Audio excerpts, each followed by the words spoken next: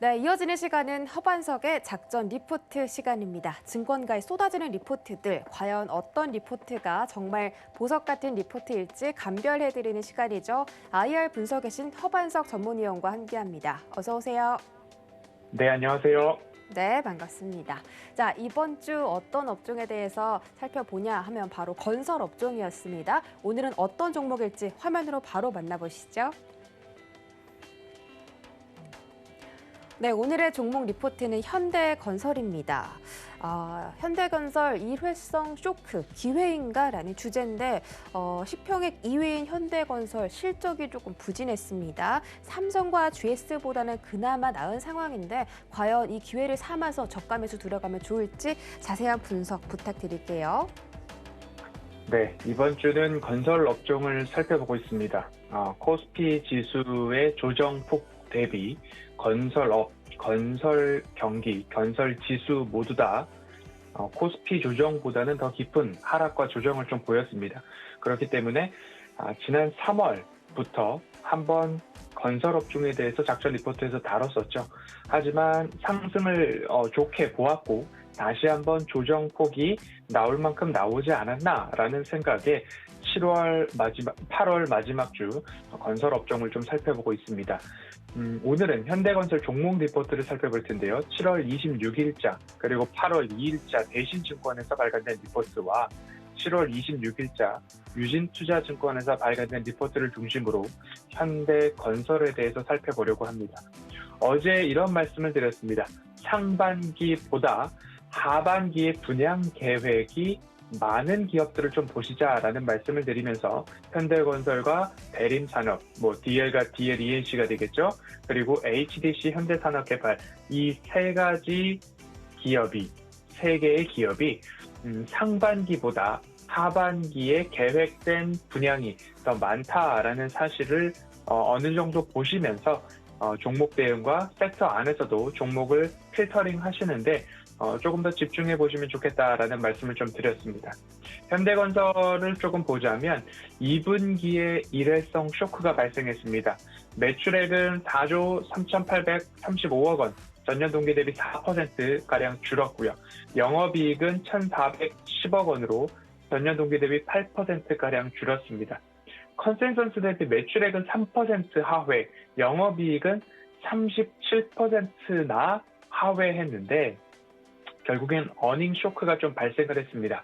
어닝 쇼크의 원인을 먼저 좀 살펴보면 본드콜이 좀 발생을 했습니다. 본드콜이라고 하면 건설사가 건물을 지을 때 발주처와 건설사 사이에 금융기관이 보증을 선다라고 보시면 좋겠는데요. 건설사와 발주처 사이에 계약이 위반되거나 계약사항이 틀어지거나 완공에 대한 기일이 늦어지거나 여러 가지 등의 변수가 발생을 했을 때에 보증을 선 금융기관이 발주처의 금융기관이 돈을 지급하는 그런 계약을 본드콜이라고 이해를 하시면 되는데 싱가포르의 사우스마리나 복합개발 사업은 이미 3년 전에 공사가 완료되었음에도 불구하고 그리고 준공 증명서도 이미 수령한 현장인데 이 부분에 있어서 본드콜이 발생함으로 인해서 809억 원이 금융사에서 발주처로 지급이 된 그런 모습입니다. 조금 본드콜에 대한 부분들 앞으로도 발생 가능성이 있느냐? 이번 본드콜이 창사 이래 처음이다라는 이야기 나오고 있고 자주 일어나는 일도 아니다라는 이야기가 나오고 있습니다. 809억 원 규모의 이번 근본 일회성 쇼크 본드콜은 향후 협상이나 중재 절차를 통해서 환입이 조금 더 가능성이 높다라고 이해를 해보시면 좋을 것 같습니다. 이렇게 본드콜이라는 것 때문에 2분기는 어닝 쇼크가 좀 찾아왔습니다. 그리고 지수 대비 주가도 여전히 조금 더 깊은 하락폭을 보이고 있는 것인데요.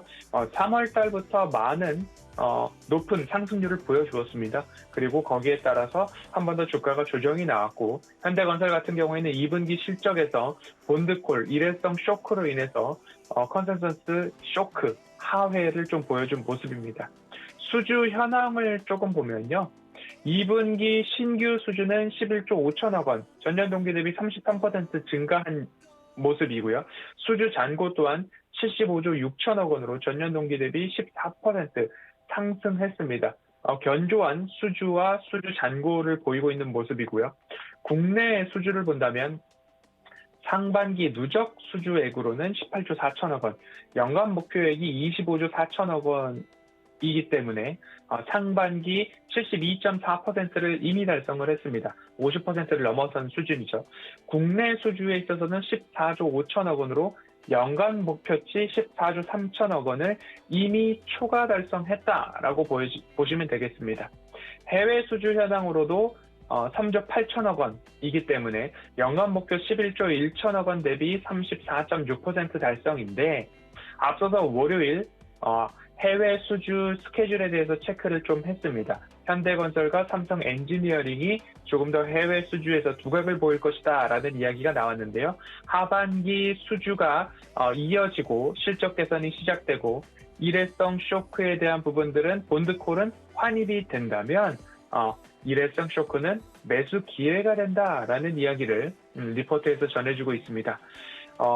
해외 수주에 대한 부분들 좀 더 살펴보도록 하겠습니다. 페루 친체로 신공항 수주가 확정이 됐죠. 그리고 필리핀 남북철도 709 예정되어 있고 4개 입찰이 진행 중입니다. 현대건설 입찰 가능성, 낙찰 가능성 높다라고 전망이 되고 있는데, 필리핀 국가 특성상 LOA 합의까지는 조금 시간이 소요될 수 있다라는 이야기 나오고 있고요. 이집트 원전에 대한 부분도 수주가 유력한데, 한국수력 원자력과 함께 팀 코리아가 현재 참여를 하고 있는 상황이죠. 팀 코리아 수주가 유력되어 있고 그 중에서도 현대건설이 함께 참여하고 있다라고 보시면 좋겠습니다. 또 하나, 이집트 바그다드 철도 사업입니다. 여기도 LOA 합의서까지 유력하다라고 이해를 해보시면 좋겠습니다. 현대건설은 해외 수주에서 하반기 조금 더 집중되어 있고 기대감이 높다라는 말씀 드려오고 있는데요. 현대건설은 글로벌 종합건설사이고 주택회사가 아니다라고 NDR을 통해서 이야기를 해주고 있는 모습입니다. 현대건설 플랜트를 없애거나 줄일 계획 없다. 우리는 경쟁력 더 올릴 것이고 주택사업은 캐시카우로 가져가고 있기 때문에 이 부분에서도 기대감은 여전하다. 그럼에도 하반기 분양이 더 많은 건설사를 좀 꼽자면 현대건설, DLENC, HDC 현대산업개발이 꼽히고 있는 모습이기 때문에 그러면 하반기에 주택도 좋고 해외 수주를 중심으로 한 플랜트 사업도 좋다라고 한다면 현대건설의 일회성 쇼크는 정말로 기회가 되는가라고 곱씹어 보아야 할 필요가 있을 것 같습니다. 조금 더 짧게 한 가지를 더 지켜보자면, 우선주에 있어서 200만 주 유상증자가 발표가 되었죠. 21년도 올해 10월부터 상장 퇴출 요건 강화가 시행이 됩니다. 현재 현대건설의 우선주는 9만 9천 주로 퇴출 요건이 20만 주로 이제 상향 조정이 됩니다. 그렇게 되면 상장 퇴출 요건에 해당하기 때문에 이를 모면하기 위해서, 이를 이제 기준에 충족시키기 위해서 200만 주의 유상증자가 있었습니다. 증자 비율 대비 기존 주주가치 희석이 약 1.79% 정도로 평가되고 있기 때문에 크게 부담될 수준은 아니다라고 이해를 해보실 수 있을 것 같고요.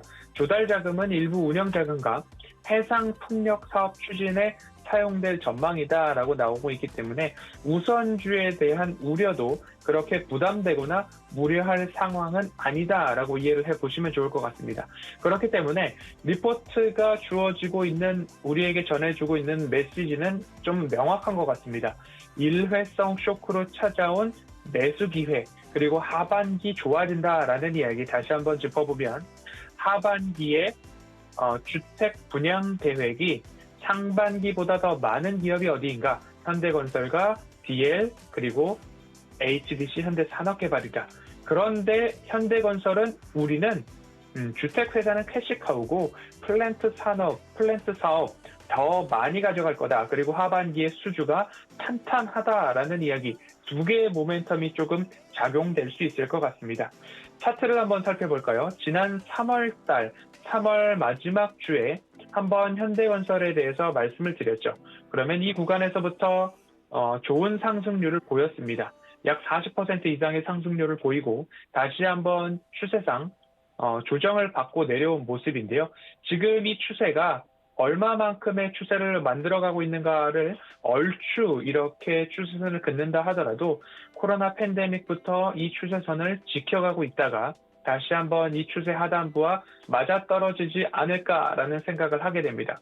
차트를 길게 열어놓고 본다면 가장 바닥권역에서 한 번, 그리고 또다시 중기 바닥에서 한 번, 이렇게 조금 조정이 마무리 국면에 다다르면 좋지 않을까라는 생각도 하게 되는데요. 국내 건설업, 국내 건설 쪽으로도 국제 유가와 함께 조금 연동되는 부분들이 있는데 국제 유가가 다시 한번 그 반등세를 보여주었습니다. 그러면 건설업 관련된 기업들도 일부 이제는 조정을 마무리할 때가 되지 않았나라는 생각이 들기 때문에 3월 말 다시 한번 8월 말 이렇게 건설업 리포트를 살펴보고 있는데요. 그 중에서도 하반기 분양 계획이 더 많은 현대건설을 오늘 화요일 종목 리포트로 좀 살펴보았습니다. 이 부분들 다시 한번 다시 보기와 그리고 리포트 전문은 노란톡 오픈 채팅방에 오시면 함께 공유를 드리고 있기 때문에 리포트 영상과 그리고 리포트도 함께 꼼꼼히 살펴보셔서 고개가 끄덕여진다면 이제 코스피 지수의 조정 대비 조금 더 깊은 조정을 받은 쪽이 건설업 아닐까라는 부분 살펴보셔서 고개가 끄덕여지신다면 관심 종목에 함께 넣어놓고 살펴보시면 어떨까라는 말씀 드리면서 오늘 현대건설 리포트는 여기까지 살펴보도록 하겠습니다.